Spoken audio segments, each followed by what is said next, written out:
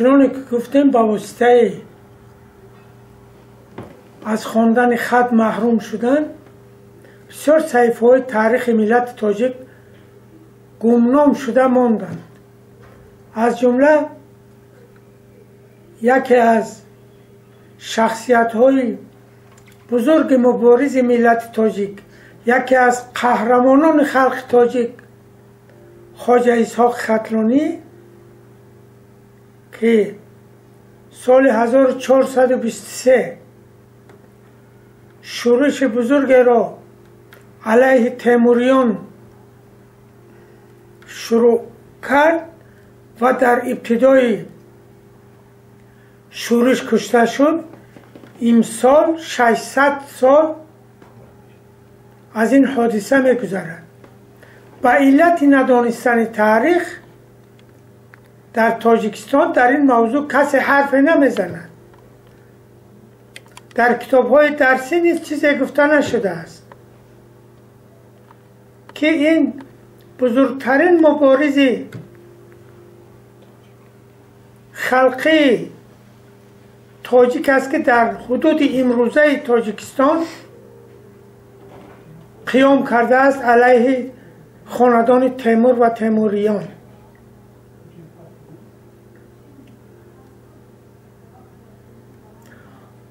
خواجه اسحاق ختلانی پسر شاه ختلان بود. وقتی که میر سعید علی همدانی از همدان با پیروان مبارز خود به ماوراءالنهر آمد تا اینکه علیه تیمور مبارزه برد،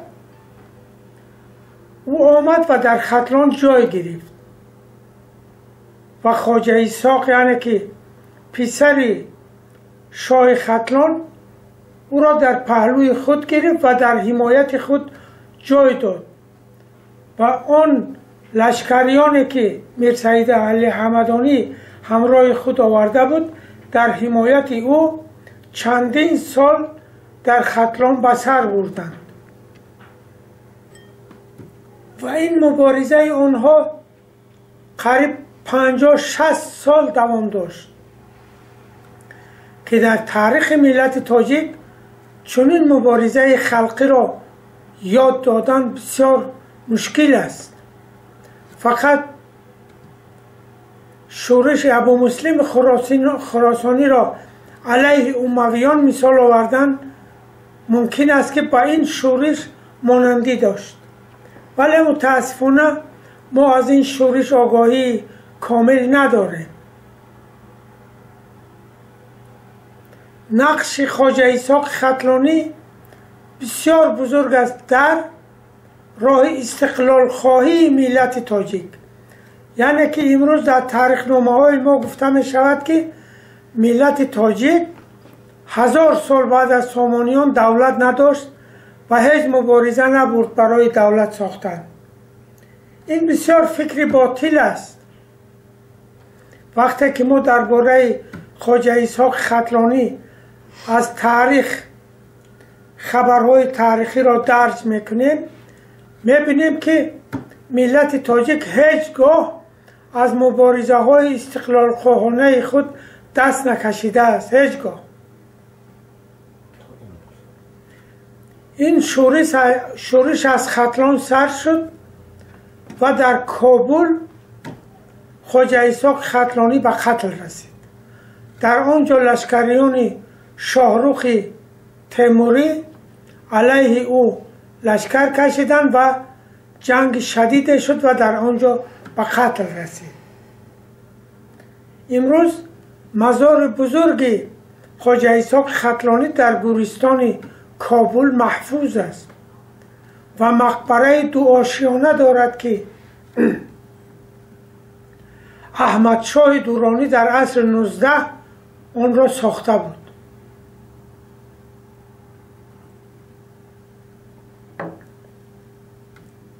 در ناحیه کلاب در دهه همنام او، دهه خواجه اسحاق، قبر یعنی که مقبره دیگر او موجود است و میگویند که وقتی که سر او را بریدن در کابل، شاگردانش سر او را آورده در زادگاهش به خاک سپردند و این مقبره سر اوست. متاسفانه در زمان شوروی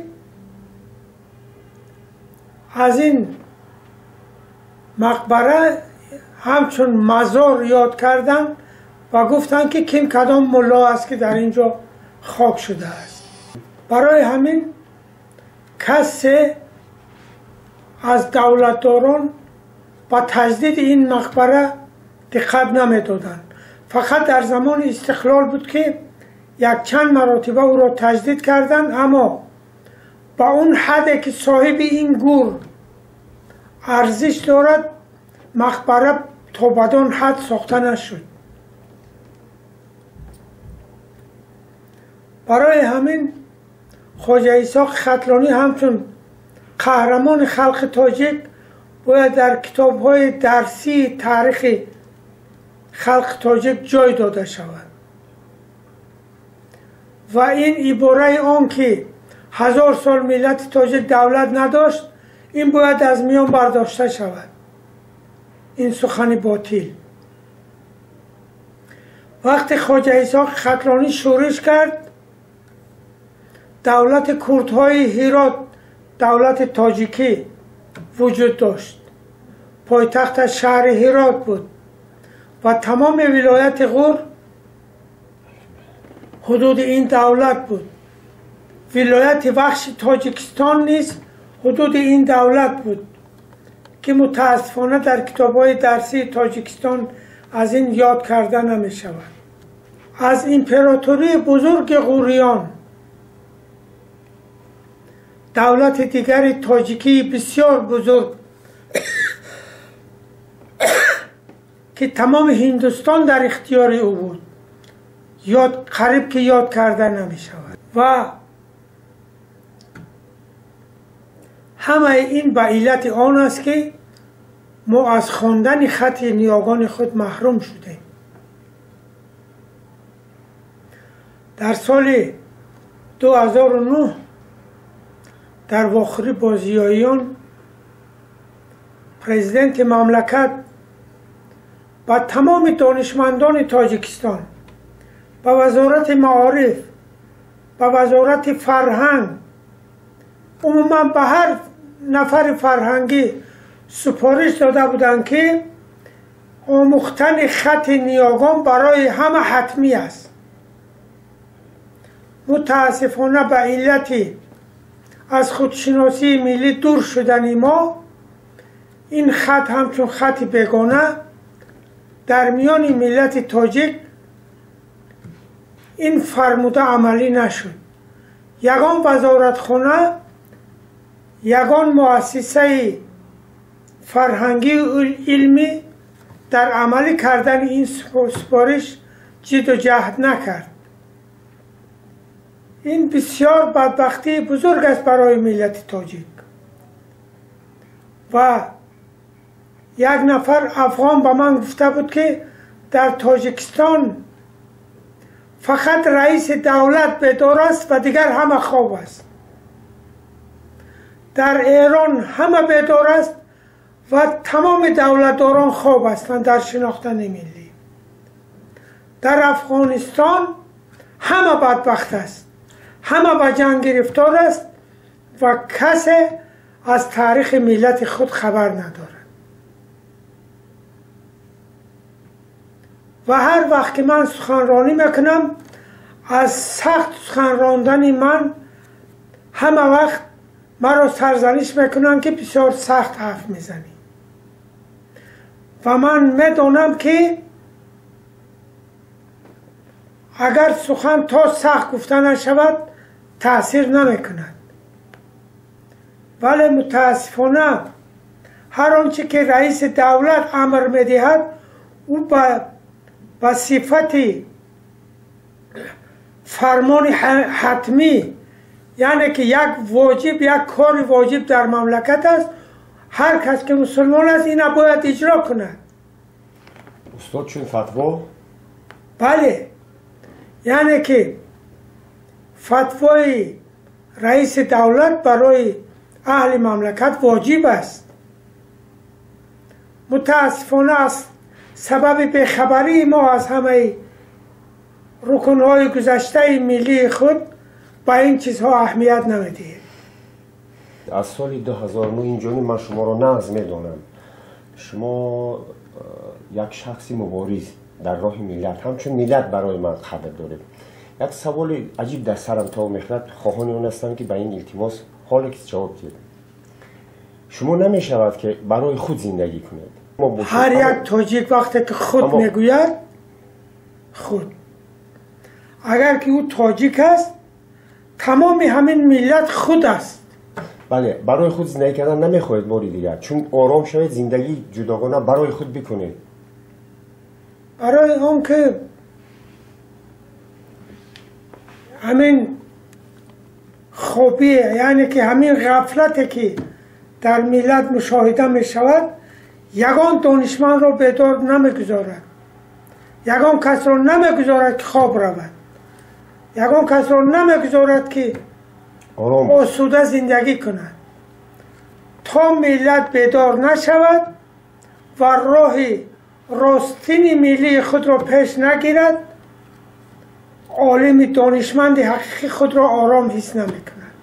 یعنی دانشمندی که از حقیقت تاریخ، از اصل معنی آگاه باشد. اگر من برای همین هر لحظه وقتی که سخنرانی ها رو در تلویزیون رادیو میبینم که هر یک سخنرانی پر از غلط است، همه وقت آتش میگیرم به خودم، همه وقت درون به درون خودم رو میخورم که چرا چون این دانشمندان، یعنی اون چیزی که در زبان کمبودی است کمیته زبان باید نظارت کند، نمیکند.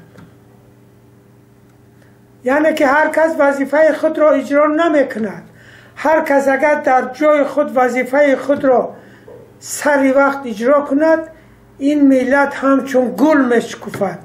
اون اعتبار بزرگی که در عصرهای میانه داشت اون را بار دیگر به دست میارد. این امکان را او دارد، اما به علت غفلت و خود نشناختگی همه را از دست میدهد. برای همین من برای خودم آنگاه زندگی را برای خود آرامانه حس میکنم که اگر ملت بیدار باشد. برای همون هر امکانی که هر امکانی را که خود من دارم، یعنی که ذره برای ملت اگر خدمت کردن لازم باشد، او را من از دست نمیگذارم. این بیماری جسمی دیگر است، بیماری روحی دیگر. بیماری روحی هزارها مراتبه از بیماری جسمی گرانتر است. این جسم است.